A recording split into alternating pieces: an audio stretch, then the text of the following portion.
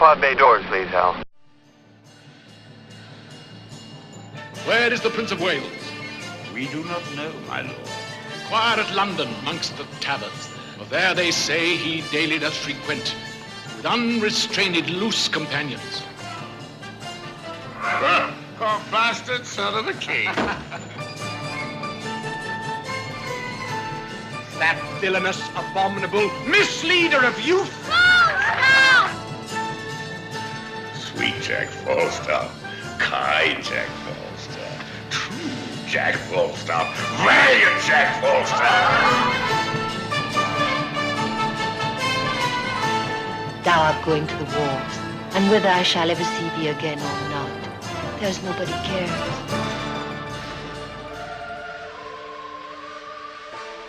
You have deceived our trust, made us doff our easy robes of peace to crush our old limbs in ungentle steel. And if we live to tread on kings. If die, brave death when princes die with us.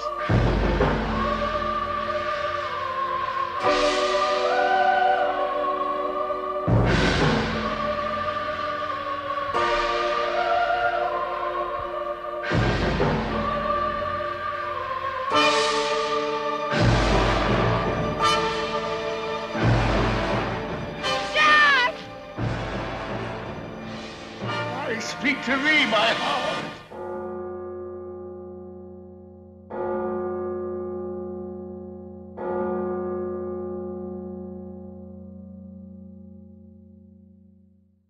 The pod bay doors are open.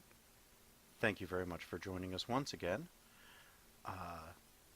My name is Doug Heller, film critic and film historian for TalkMovieToMe.com. Here with my co-host, as always, Jerry Dean Roberts, film critic for ArmchairCinema.com, ArmchairOscars.com, and OverThinkingOscars.wordpress.com. Jerry, how art thou? I have heard the Chimes of Midnight. Unfortunately, I started the movie like 20 minutes early, so technically I didn't hear the Chimes of Midnight. I heard when the movie started, I heard it like 20 minutes later, so I don't know if that counts, but... Yes, we have! Yes, we have! Yes, we have! Today... So how art thou? Yeah. I am well. We're talking about today what had previously been the lost Orson Welles masterpiece. What happened? I heard about this. So it's Chimes at Midnight. His film from 1965. Also called Falstaff because it revolves around the character of Falstaff from 5 different Shakespeare plays. He got the money for it. He didn't have to start and stop production and everything like he did for, Othello and Mr. Arcadon and The Trial and everything. So he actually had the money, but when it went to get distributed, they couldn't really find a good American distributor, and whomever they got had no faith in it whatsoever, and just dropped it. And yeah, you have to be careful when you pick a distributor, because if you don't pick the right distributor, they'll throw it into just theaters where nobody will see it. Yeah, or they just they dumped this, and it vanished. For the only information I saw this for the first time. The only information I ever got from it was I didn't see the supplementals. I saw the Criterion edition. Mm-hmm. I didn't see the other the supplementals. The only other thing I read on it was Roger Ebert's great movie column, where he said that he saw it in 1965, put it on his 10 best list, and then the movie just dropped from sight. Right. It vanished, and so very few people saw it until just a few years ago, 2015.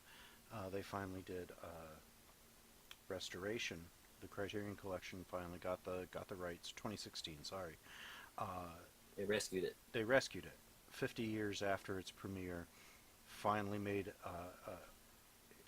finally came out on home video, and people were actually able to see this finally. The first time I heard of it was Roger Ebert's great movie review, and I had set about trying to find it, and it was very, very difficult. Yeah, he said that it was available like on home video, like in Brazil. Right, you had to get an import, or you had to, if you could find it on the internet to download it, you could do that. But it was even hard to find there. Yeah. And it was in crummy shape. Oh, it was. When you It got it was horrifyingly bad. I did finally stumble upon a copy of it. It was so bad I couldn't see any of it. It was like when I was trying to watch Kubrick's Fear and Desire, and a copy that I found. It was all washed out. I couldn't understand half of the dialogue. Then I watched it in a restored print, and it wasn't any better. But this one is much better.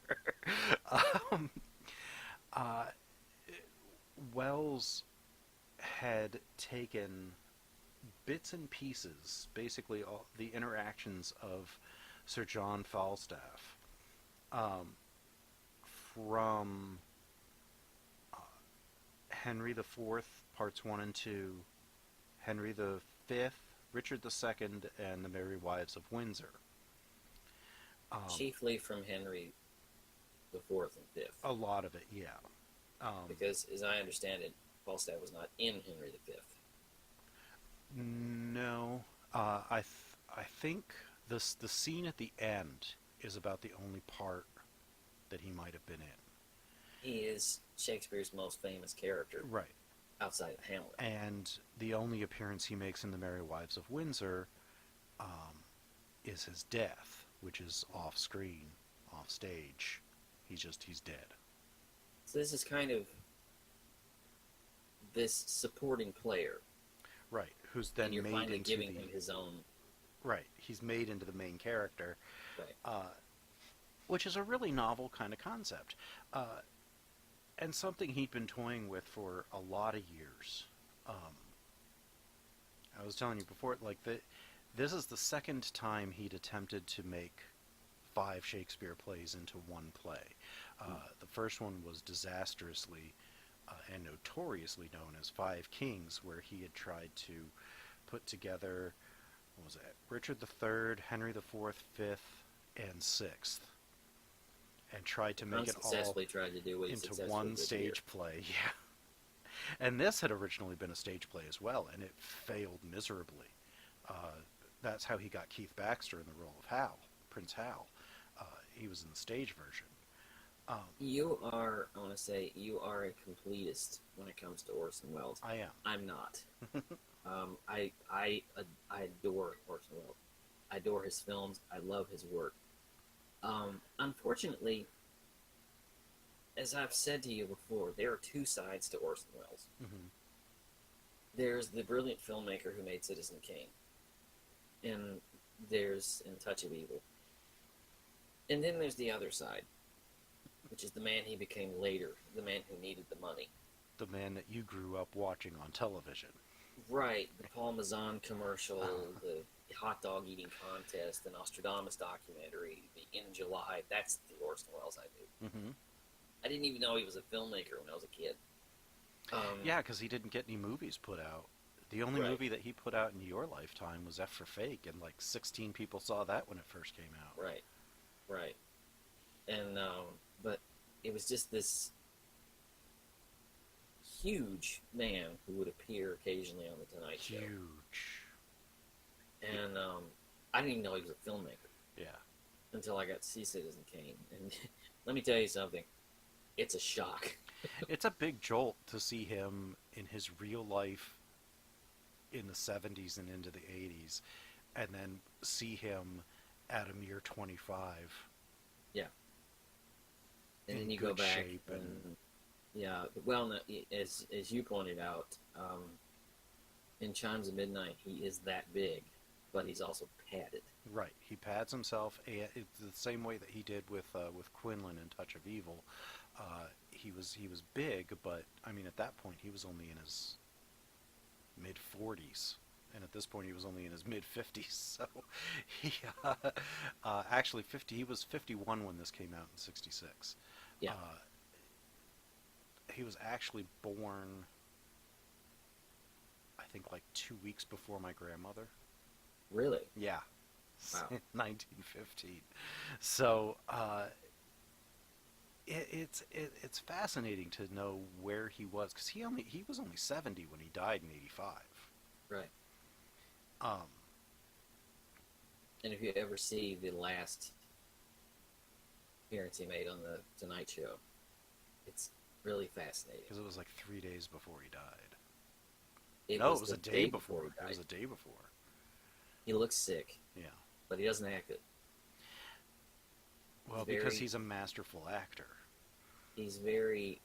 You don't think of him much. People don't think of him much as an actor, Which is weird. which is Because- strange because when you get to Citizen Kane, which we will in a couple of weeks, you think of the filmmaking. You think of all that. You don't think of it. You don't think of the acting. Right, and the same as Lady from Shanghai, which we'll be doing in 2 weeks. Everybody remembers the end, the mirrors. Yeah. But that, it stands out, and you think that it's this huge set piece. It's like the last 3 minutes of the movie. Mhm. I was stunned when I went back. We'll talk about that in a couple of weeks. But I was stunned when I went back and rewatched it.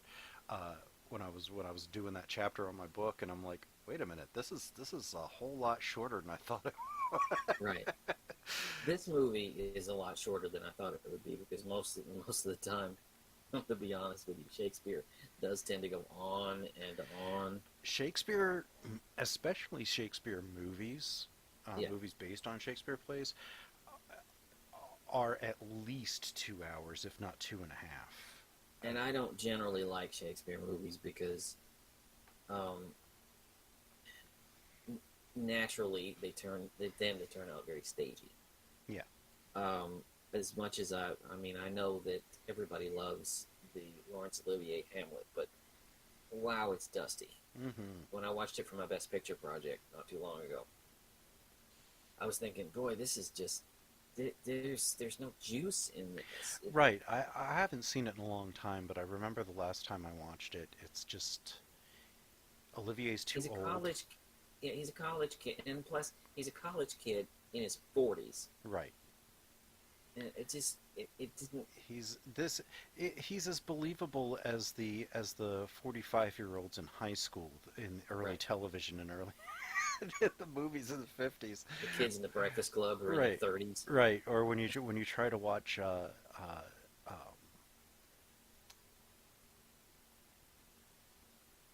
the show that now I'm losing all of it. Armis Banks. Armis Brooks. Armis Brooks. She on the radio, you could just manipulate the voices. Then when they went to television and kept the same actors, You couldn't do that. they did, but it didn't work. Mhm. Well, let me tell you about this because this is the first time I've ever seen the Chimes of Midnight. Which- technically the version that I saw was the Criterion, which is called Falstaff Chimes of Midnight. Mhm. That's changed various He times. but- referred to it. I think his personal final title was Chimes at Midnight, which is what the cover title is for the Criterion. But the screen title is Falstaff parentheses Chimes at Midnight. He could have just called it Falstaff. He could have, and I think at some point he did. His stuff often underwent a lot of naming changes, sometimes at his behest and sometimes at others' behest. So does Citizen Kane. Yeah, or Mr. Arkadin was Mr. Citizen Arkadin Kane and was originally called The American. Mr. Arkadin was Confidential Report, and Mhm. Mr. Arkadin, there are different cuts under different names. I want to tell you, again, this is the first time I've ever seen Chimes of Midnight. And I'm so stunned, but also so saddened by the fact that this movie does what I wish the other Shakespeare adaptations would do. Mhm. Is forget the stage. Yeah. and set us in a landscape that we can identify with. And a real place. A real place with real people, Mm-hmm. so I don't feel like I'm just watching actors reciting dialogue. Mm-hmm. This is the most homegrown, worked in, lived in version of Shakespeare that I think I've ever seen. He did the same. He did similar things with Othello, Mm-hmm. and Macbeth. Macbeth is interestingly staged because it is kind of stagey, but it's a minimalist stage, so you just like see steps, and you see Right. parapets, and and they're like in a cave and stuff. It's very, it's minimalist, but it's also not all that stagey. But Othello, he did one scene. He converted a scene to take place in a steam bath because they didn't have money to pay the costumers. So they didn't have costumes, but they had to roll.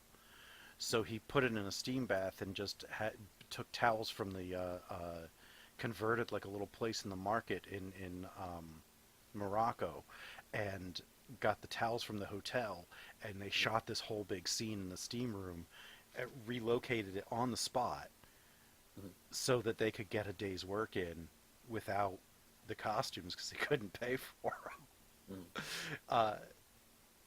That's Wells. Yeah, his version of I've never seen his version of Othello.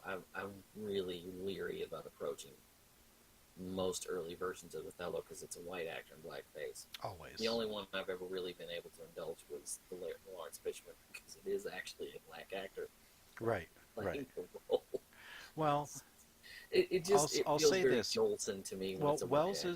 Wells is probably the best because they do try to tone down and use more shadow than makeup.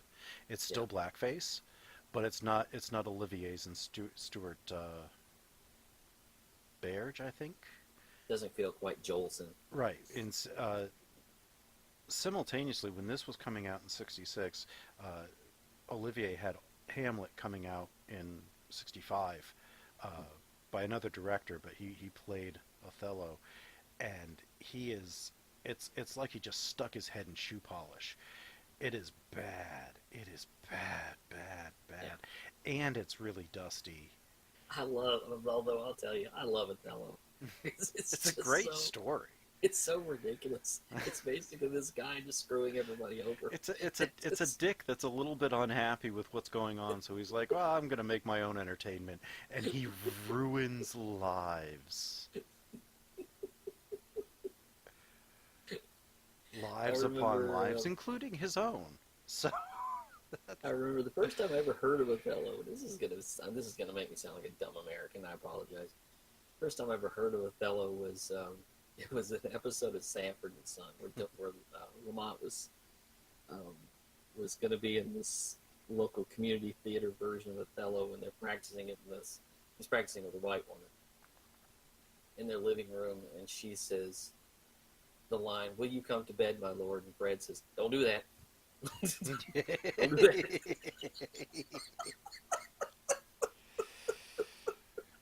And I was like, the strange thing is, the little seed dropped. I became interested in Othello. It's strange how you get to these things, how the seed is planted. Hamlet came to me because of an entry in the dictionary in the encyclopedia. I just read the synopsis and I was in love with the story. You know. And the funny thing is, the stories that I apologize. The stories that Shakespeare wrote, the reason they last is because they are so universal. Mm-hmm.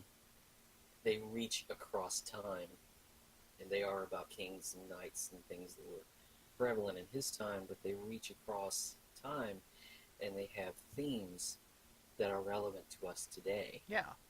They have never gone out of fashion. I mean, Romeo and Juliet is about the tragic love story, people who can't be together because of external circumstances. You know, Hamlet is about the great question.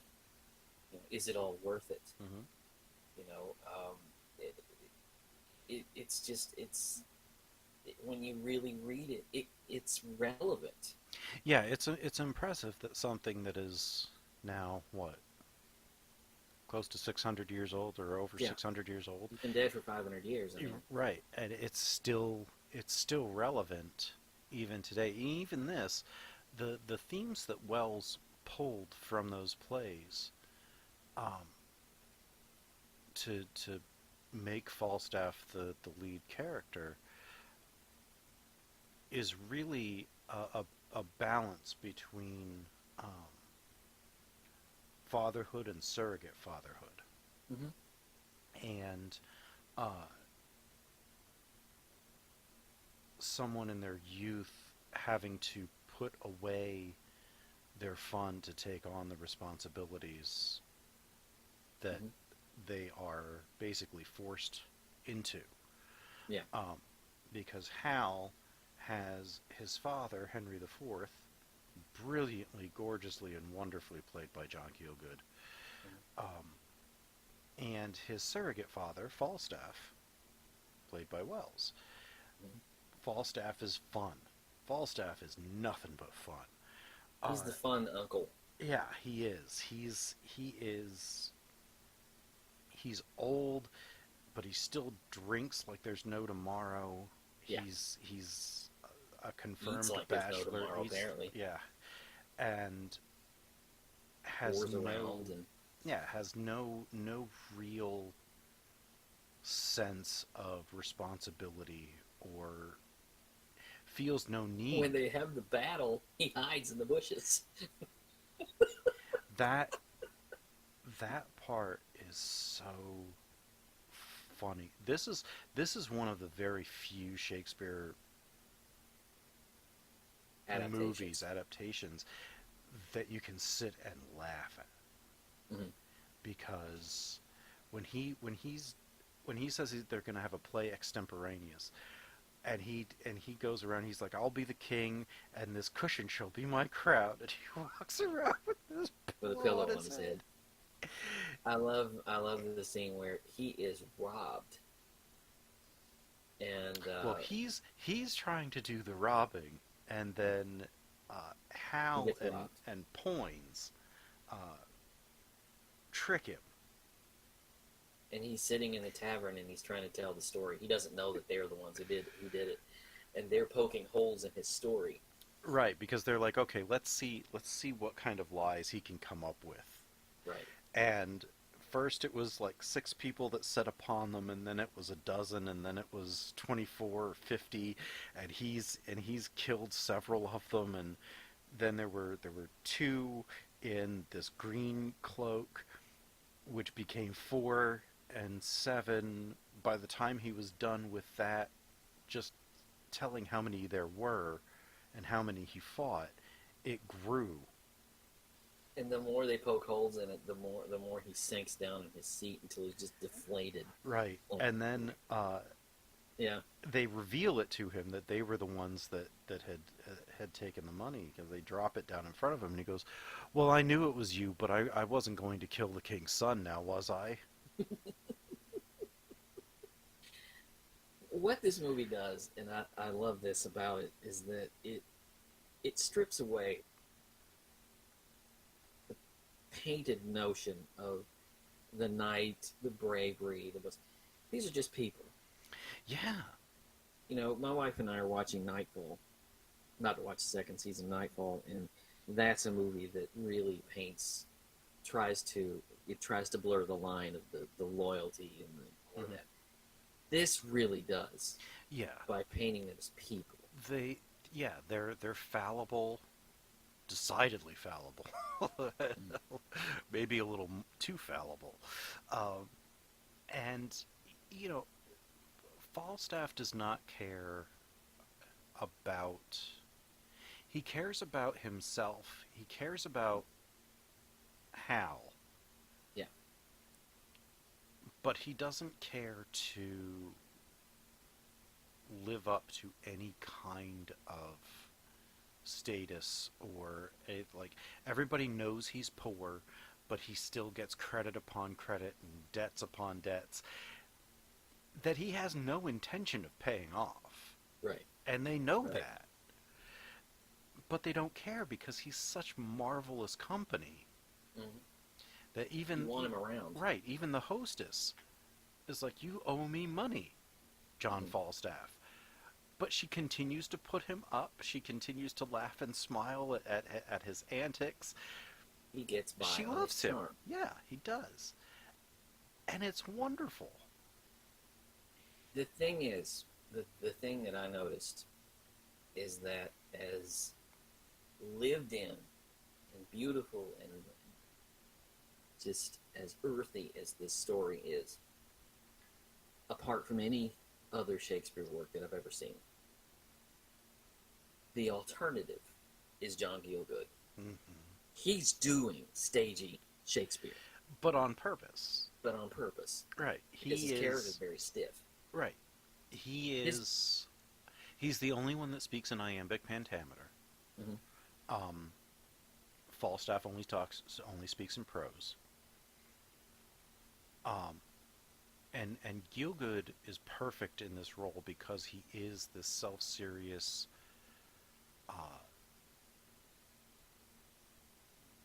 mournful person, because he came by the crown in less than honest Less than fashion. like a week or something. Yeah. Right. It was not. It was. It's very Macbethian in the way that he came to power. It does not open with a pointed. It does not open with a good picture of him, because I can't remember exactly the circumstances, but he is thrust into the role. Well, yes, but with a significant amount of him pulling himself towards it as well. Right. This is where Henry IV is where the phrase "heavy is the head that wears the crown." Yeah, I was just about to say, because that's the moment that we begin to feel something for him. Right. Because he's torturing in the dark. himself over how he came to the crown. He's standing in a corner, and he's giving this speech, and it is the uneasy lies the head that wears the crown. There's a black band of shadow cast over his eyes as he's giving this speech, and it's like, I am so blinded. And it really, what it said to me is, I don't know what I'm doing. I'm in the role that I really wanted, but is it the role that I really wanted? Because I'm conflicted here. Yeah, should I be here? Do I deserve this? And when he's done after the battle, which is a rebellion, done on behalf of the actual blood lineage heir to the throne,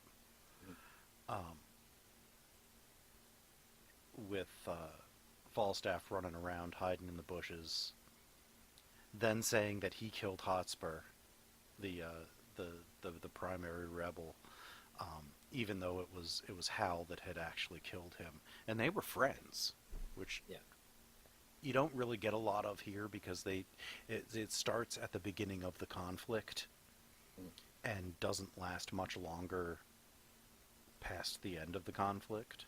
This is a character piece more than anything else. And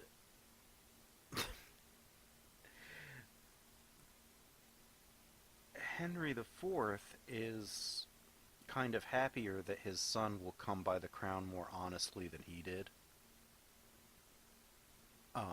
He says as much, and it's a beautiful kind of moment when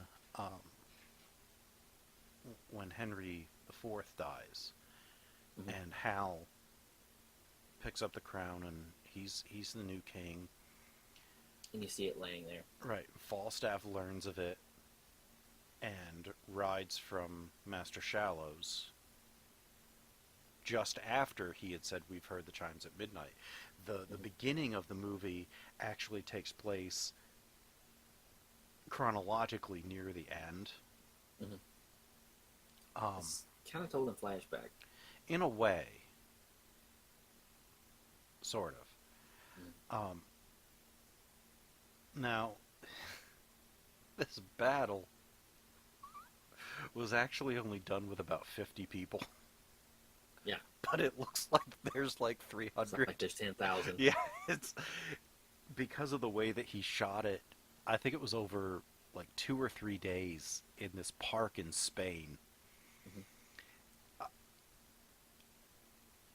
It's marvelous the way that he gets in there, and uses the handheld. Aeroflexes were fairly new at the time. Right. Maybe 10 years old. And so he really got in there. And he was not in the armor. That was a double. So Yeah. he was doing all of the direction. He wasn't running around until there were the scenes where you actually saw him in the armor. Mm-hmm. They did those as pickups. But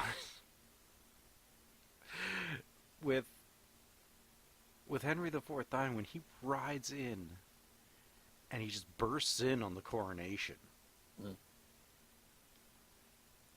and he's banished until he can be a useful person to society, basically say, you have to be completely different or we'll never see each other again. Right.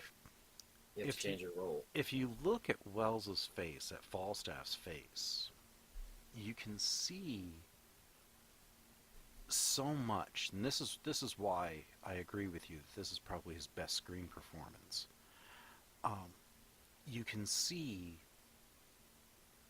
abject sorrow at being basically put out on his ear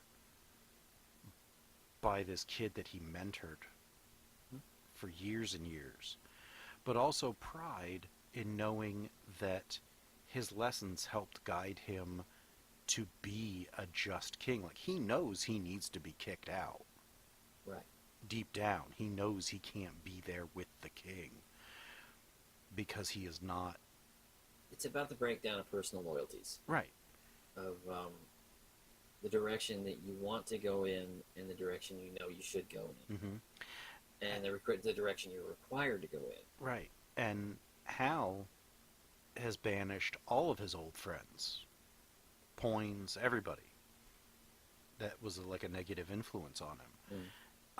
Set them up so that they would be cared for, so that they could improve their work on improving themselves and not have to worry about money. Mm-hmm. But it breaks his heart as much as it makes him swell with pride. Right. And it's this. I don't know if you could get a more subtle look on film. Well, it's But also because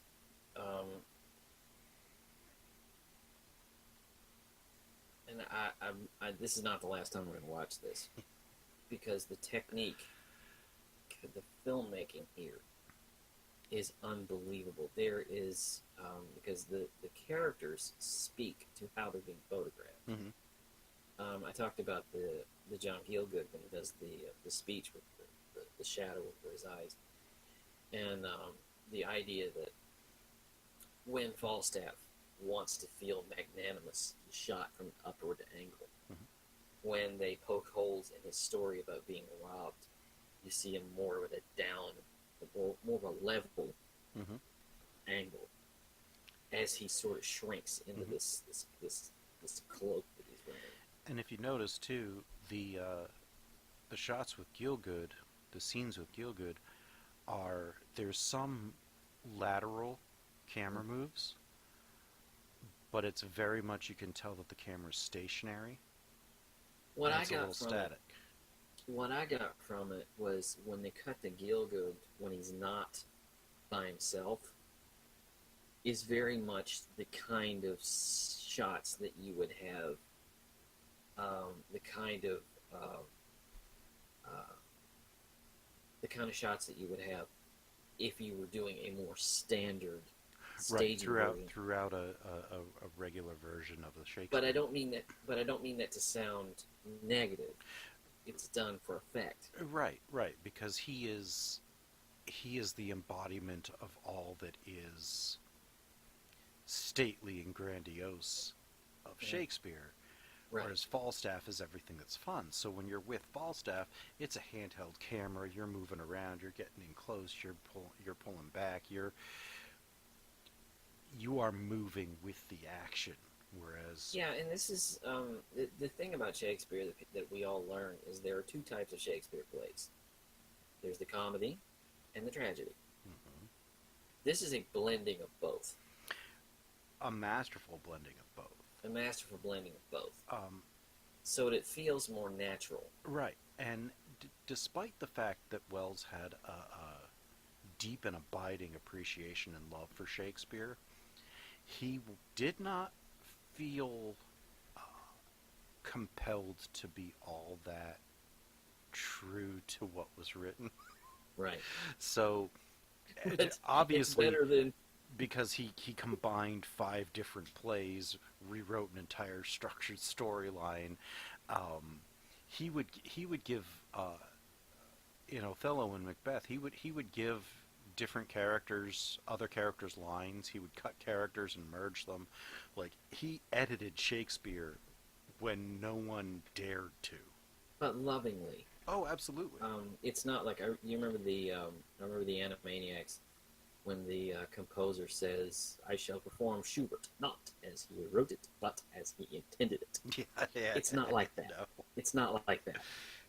It's making it more palatable to this form. Mm-hmm. When, unfortunately, when you try to do it, when you try to film the play, it doesn't always work.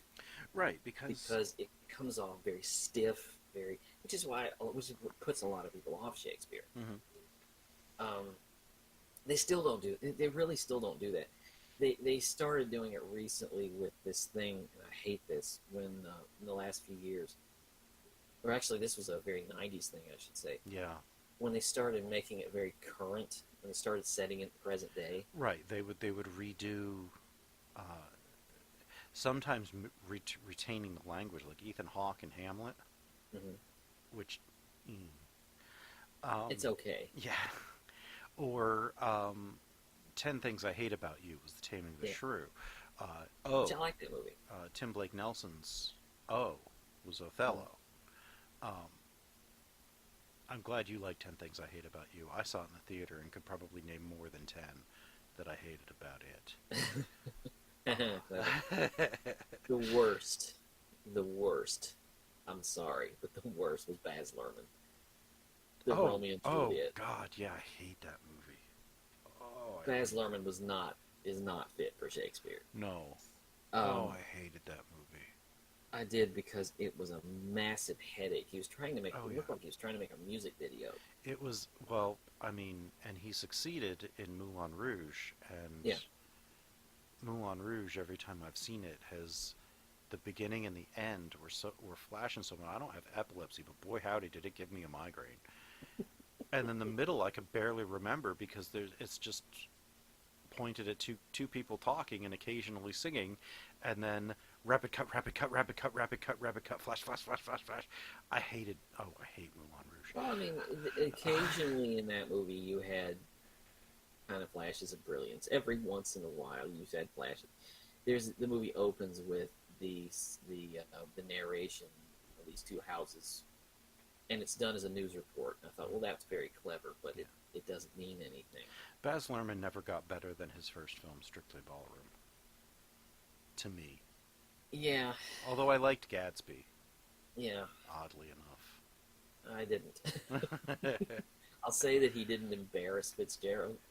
No, Scott Fitzgerald, but the way that he shot it was as energetic and charismatic as you're supposed to feel the book is, and the characters. Ultimately is a huge mess, but I liked the energy that he approached. But I think that Shakespeare is inherently very hard to put on film.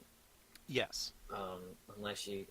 Kenneth Branagh, I love Kenneth Branagh's Hamlet, but I just don't have 6 hours to devote to it. It is just so damn long. It's exhausting. There are characters that make no sense. There are characters that who cares? Yeah. The basic bare bones of Hamlet is the awakening of the fact that we are fallible, and is life really worth anything? Mm-hmm. And are we going to be cheated out of it at the end? That's the basic bare bones. I don't need extra stuff. It's a tragedy, and Right. it is following the tragedy of life as it is. Now, Awakening the fact that we're not all going to be here, and what is to be once we're done. the only And the only other one that I would say is that updates well and is still really quite magnificent is Richard Longcrane's Richard III with Ian McKellen, because he updates it to World War II. the World War II. Right, but it's an alternate reality where it's a fascist England. That is a brilliant piece of work. Where he's got he's doing the My Kingdom for a Horse, where his Jeep is stuck in the mud, Right. and he's doing Now is the Winter of Our Discontent while he's standing at a urinal. That's actually really a good movie. It is. I love It that movie. really is. If you ever get the chance to see Ian McKellen do any Shakespeare, it's an experience. Yeah. He's brilliant. Yeah. But I can't say enough good things about Chimes of Midnight. I'm going to see it again, just because it is so... I felt like I was really watching a movie, Right, yeah. not play. It's a movie. Because Wells is... Every Wells film is inherently cinematic. Whether it's a masterpiece... He never really... He never made a really, really bad movie as a director. No, he didn't. His films were cut, so that well, they were... The only two that are less stellar than they probably should have been were Mr. Arkadin and The Immortal Story. Mhm.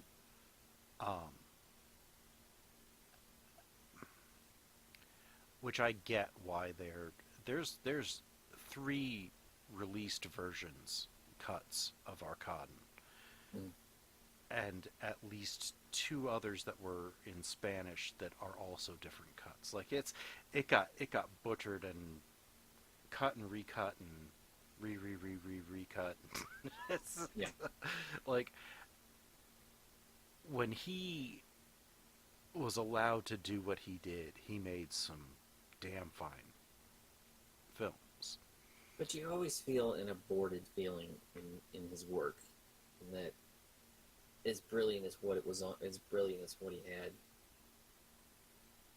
as brilliant as what he could create, you always feel like there should have been more to this. Largely that was He should have due been to, still making films when he died. Well, yeah, he should have more than 13 films to his credit Right. as a director. Right. But Stanley Kubrick only has 11. Well, that was Stanley Kubrick's fault. That was Stanley Kubrick's fault. Wells was always working. He just didn't always have the money to get a movie altogether.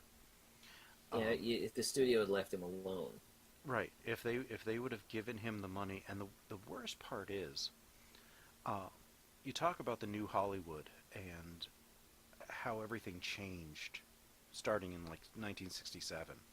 Mhm. He still couldn't get any projects done. Yeah. And when you watch this, and when you watch F for Fake, which is not only creates an entire genre of documentary filmmaking, it's really kind of the only one of its kind. And then watching The Other Side of the Wind, which I strongly suggest you do, Please do, because we're going to eventually talk about that. you see what he was capable of without interference. And every time he is not interfered with, what he produces is so far ahead of its time that even now, today,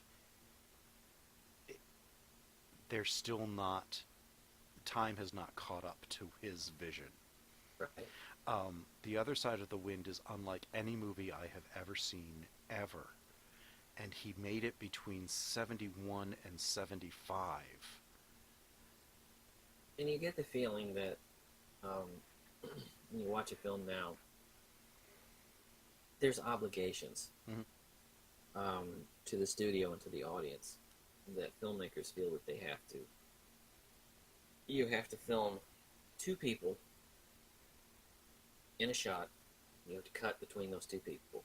That's your requirement. Boy, did Wells not do that. There's no ability today. Now I'm not talking about outside. I'm talking about Hollywood film. I'm talking about a studio-produced film. There's no ability to be creative visually, because you're just trying to orient the audience, because there's such a disdain for the audience that it has to, what's the old saying, it has to play in the sticks. Right. There are exceptions to that, I would argue. Black Panther. Yeah. But Black Panther was made with loving care. Yes. By a studio that allows those films to be made with loving care. Right. I'm talking about just a normal, say a romantic comedy. Yeah. Oh, yeah. Well, yeah. Like a romantic comedy. You have two people in a room and you see both of them at the same time with a flat background. Mm-hmm. There's no sense of focus, the depth of focus. There's no sense of... The depth of focus in Chimes of Midnight is amazing. And the way that that scene where he finds out his father died is just...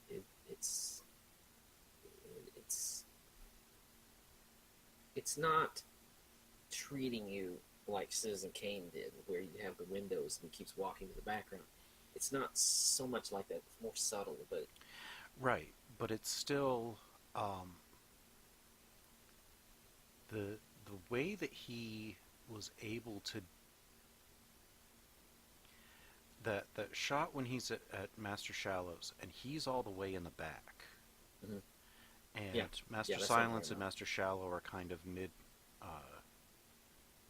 mid-stage, basically.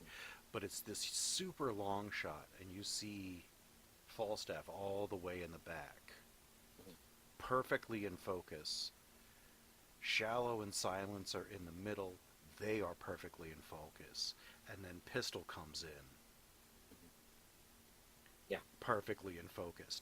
And you're in the room then they move, and the focus pulls, but it never changes. The bench in the back is still in focus, even when Falstaff comes up to mid-screen. And he's shooting down so you can see the ceiling like he did in Kane. But then there's other times where the camera will just kind of stay in the same place. Mm-hmm. And characters will move into it and be right next to it.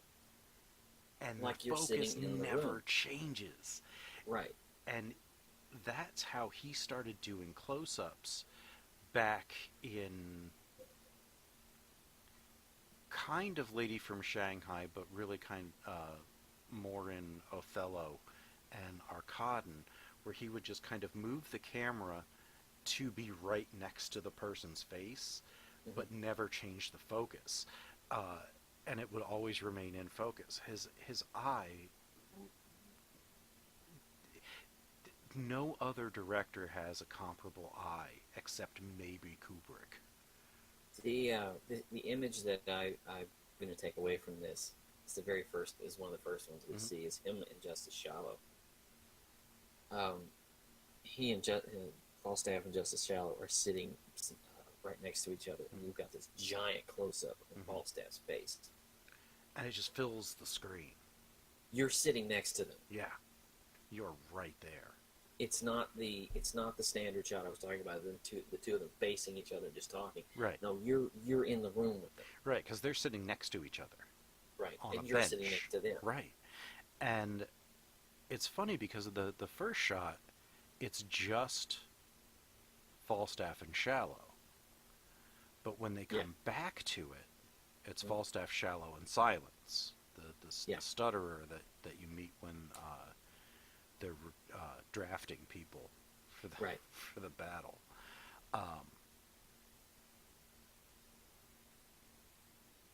But it's like you were him in the first shot. This whole thing, you can't get it all in one sitting, and I'm glad you watched it twice. I've probably seen it a dozen or more times, and I'm still eager. I saw it in pieces over like 5 days, just because it was like it was late at night. Yeah, and it was the Chimes midnight, even if it was 20 minutes early. But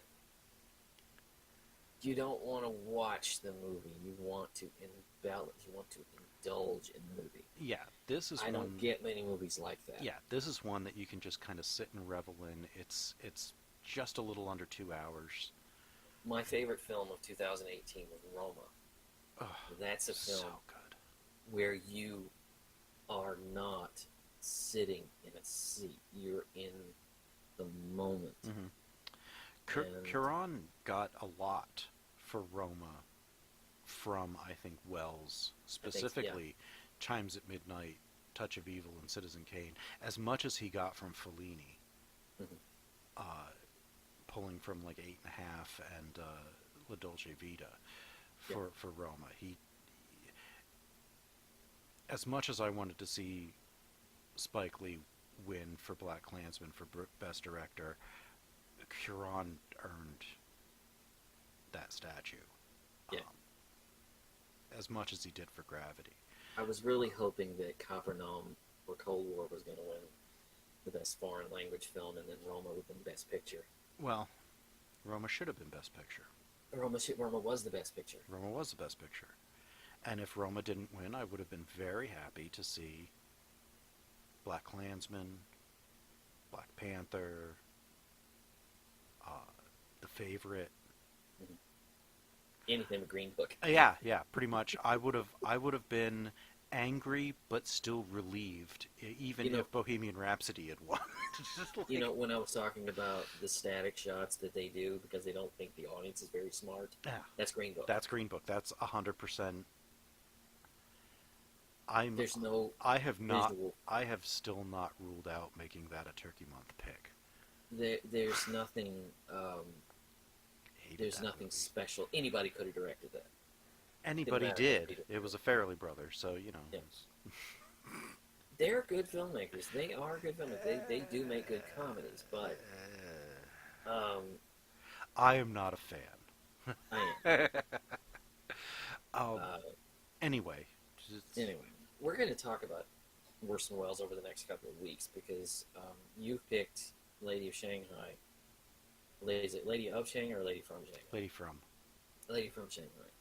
In 2 weeks, and then in June we're gonna, on the occasion of our 100th episode, we're gonna talk about Citizen Kane. Yes, because I figured I'd do this because you got 3 episodes on your book, so I'm taking 3 episodes on my book.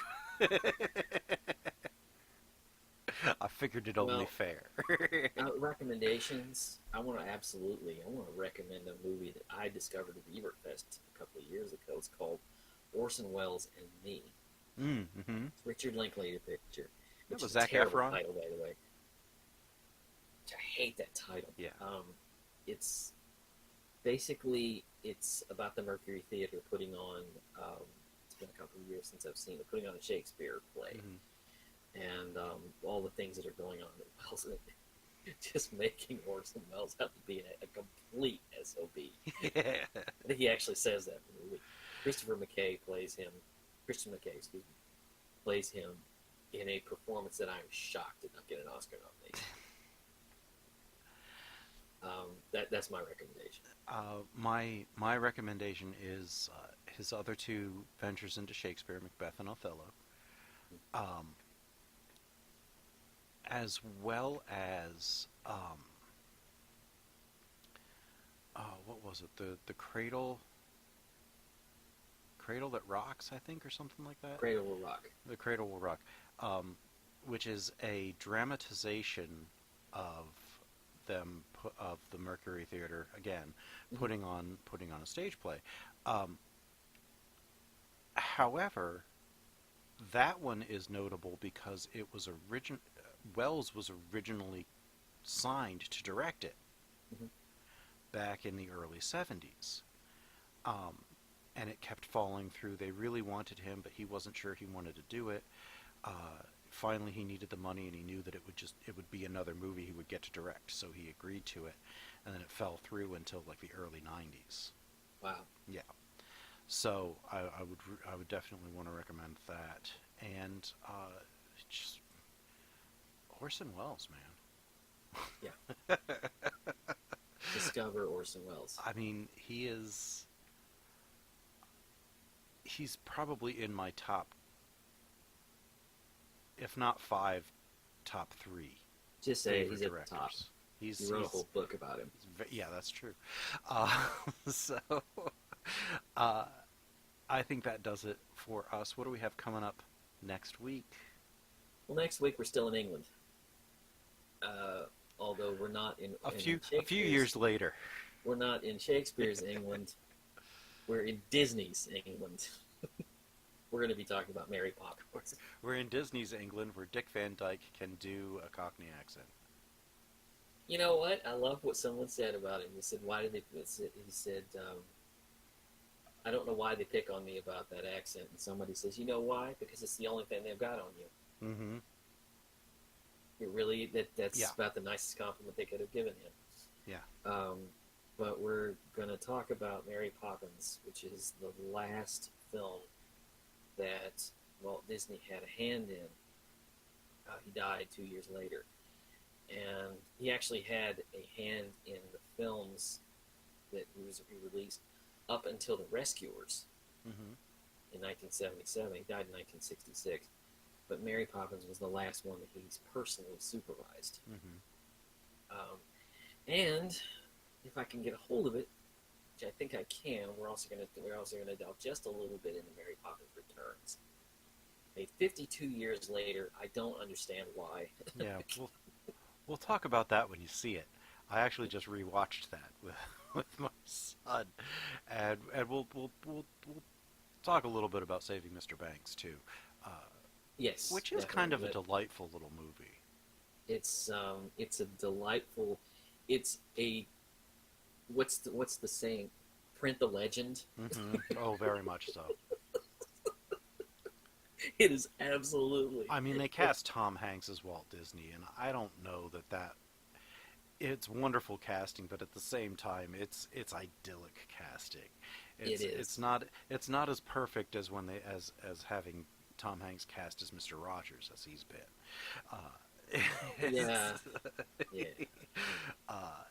He's basically Tom Hanks in that movie is playing the TV version of Walt Disney. He's. So that's what we got next week, and then after that, of course, we've got Lady from Shanghai. I don't even remember what I picked after that. THX 1138. THX 1138, which is our lead-in to Star Wars month. All through the month of May, we're going to talk about all eight Star Wars, 10 Star Wars features, and technically 11, possibly Clone Wars, technically 11, but right. I will be certain to bring up Clone Wars, Rebels, and Resistance throughout those. All right, good sir. Take us home. We thank you very much for joining us here on the Pod Bay Doors.